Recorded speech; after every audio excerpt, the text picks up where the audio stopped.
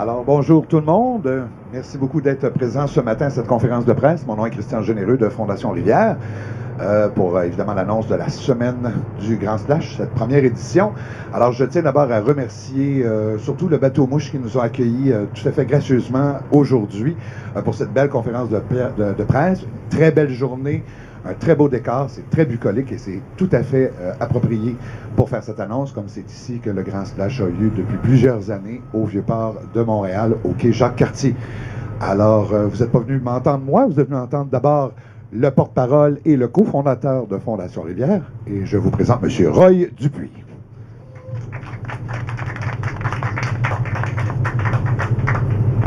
On sera venu t'entendre aussi, je pense.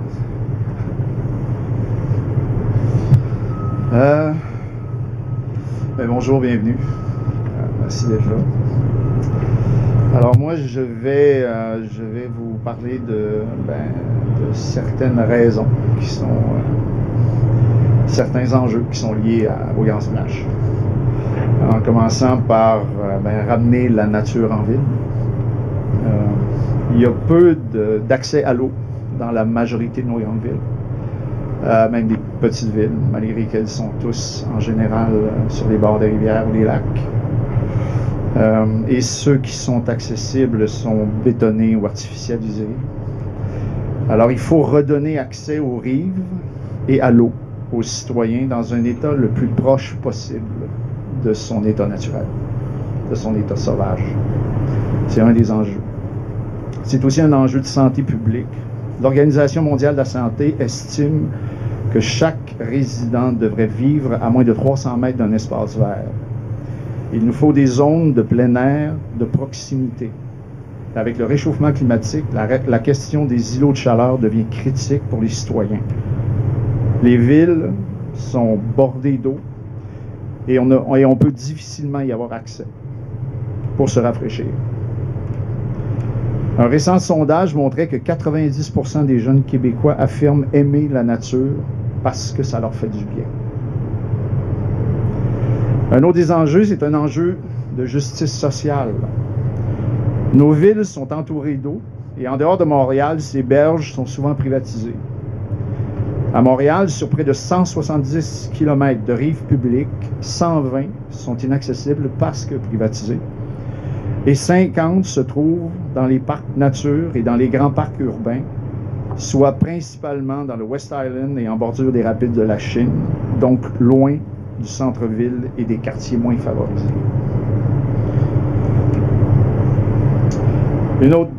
Un autre des enjeux, une autre des bonnes raisons, ce serait de protéger les grands espaces et les rivières naturelles au sud du Québec, évidemment.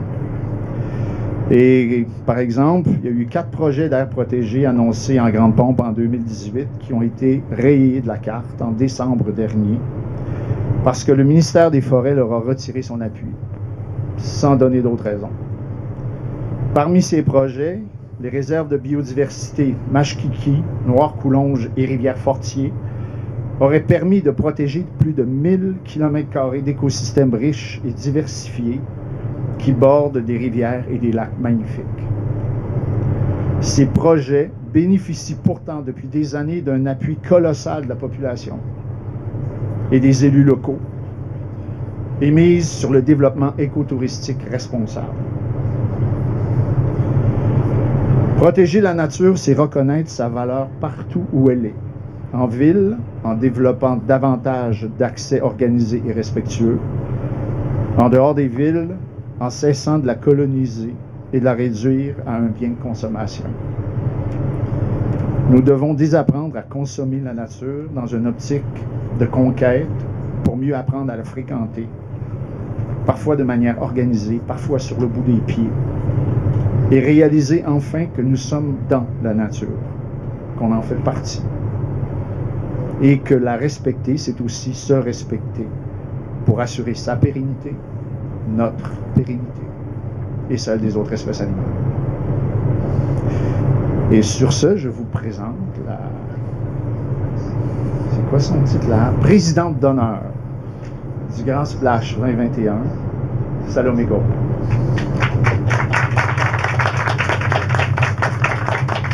Merci, Roy.